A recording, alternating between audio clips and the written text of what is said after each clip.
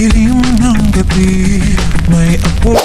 May isang misteryo sa pamilya ni Samantha na hanggang ngayon ay hindi pa rin nabibigyan ng linaw. Bakit nga ba tila napakalayo ng loob ng kanyang amang si Ricardo sa kanya? Kahit anong pagsisikap ang gawin ni Samantha, parang hindi niya kailanman makukuha ang pagmamahal at paghanga ng sariling ama.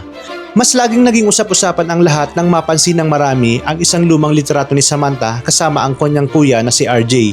Kapansin-pansin din na palagi niyang suot ang relo ng kanyang kuya na itinuturing niyang lucky charm.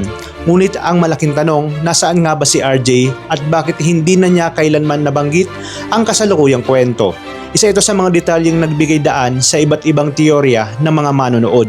Marami ang naniniwalang posibleng wala na si RJ at may trahedyang naganap sa nakaraan ng kanilang pamilya. Pagbabatayan ang malamig na pakikitungo ni Ricardo kay Samantha, posible kayang siya ang sinisisi nito sa pagkawala ng kanyang paboritong anak. Kung totoo ang teoryang ito ay mas mauunawaan natin kung bakit pilit na pilit si Samantha na patunayan ang kanyang sarili.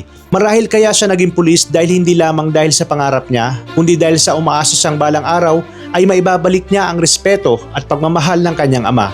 Ngunit sa kabila ng lahat ng kanyang sakripisyo, tila nananatiling nakatanim ang sama ng loob ni Ricardo.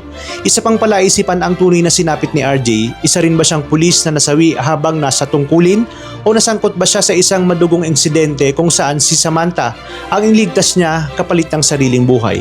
Kung ganoon ang nangyari, hindi nakakapagtakang hanggang ngayon ay may hindi pa rin matanggap si Ricardo na ang pagkawala ng kanyang nag-iisang anak na lalaki.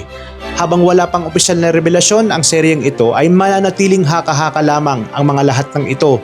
Kung sakaling magkatotoo ang teoryang ito, isa ito sa pinakamabigat na emosyon na eksena sa kwento ni Samantha at ng kanyang pamilya. Sa inyong palagay, ano nga ba kaya ang nangyari kay RJ? Buhay pa kaya siya at magtatago lamang? Tuluyan na ba siyang nawala dahil sa isang trahedyang hanggang ngayon ay bumabagabag pa rin sa kanilang pamilya?